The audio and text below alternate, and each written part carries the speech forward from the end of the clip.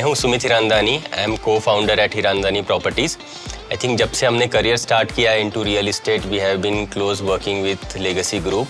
सो उनके जितने भी लॉन्चेस हैं, जितने भी प्रोजेक्ट्स हैं, सब पे हमने काम किया है एंड काफ़ी सालों से काम करते आ रहे हैं उनके साथ। मेन तो जो चीज़ है जो सबसे ज़्यादा इंपॉर्टेंट है मुझे as a real estate consultant, वो है द प्रोडक्ट में जो दम चाहिए, जो क्वालिटी चाहिए, जो मेरे बायर्स को चाहिए, वो मुझे लेगेसी में इजीली मिल जाता है। एंड ऑब्वियसली इस चीज़ की वजह से I can not go away from legacy.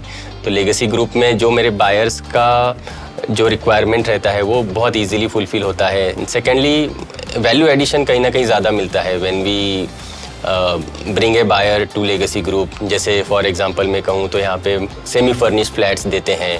The construction quality जो इनकी होती है वो नेक्स्ट लेवल की होती है, भले वो अफोर्डेबल सेगमेंट का ही क्यों ना प्रोजेक्ट हो। सो ये सारी चीज़ें एंड ये चीज़ का रियलाइजेशन तब होता है जब दी बायर गेट्स दी पोजीशन।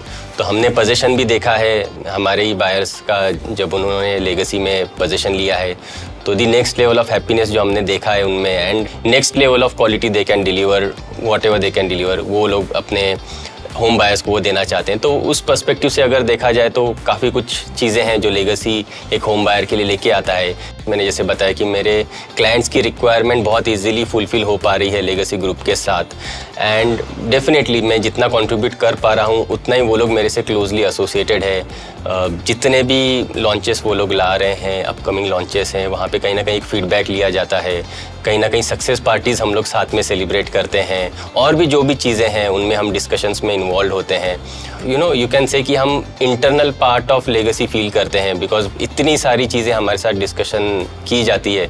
तो उससे आपको एक कहीं ना कहीं इंसाइट्स भी मिलते हैं, तो वो हमारे लिए काफ़ी वैल्यू एडिशन हो जाता है क्योंकि वो चीज़ें हम फिर हमारे कस्टमर्स को बता पाते हैं।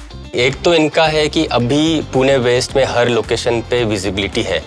सो आप कोई भी लोकेशन ले लीजिए, वहाँ पे या तो इन्होंने डिलीवर किया है, काम किया है, या तो ऑनगोइंग प्रोजेक्ट्स है। तो वो एक चैलेंज नहीं रहा है कि ब्रांड के बारे में बताने की ज़रूरत अभी नहीं पड़ती है। सेकेंडली कंस्ट्रक्शन क्वालिटी में ये लोग जो इम्प्रूव करते हैं फ्रॉम प्रोजेक्ट्स टू प्रोजेक्ट, हर एक प्रोजेक्ट में कुछ ना कुछ एक दो चीज़ें जो भी इनसे हो पाती है वो जो है इम्प्रूव करते जा रहे हैं।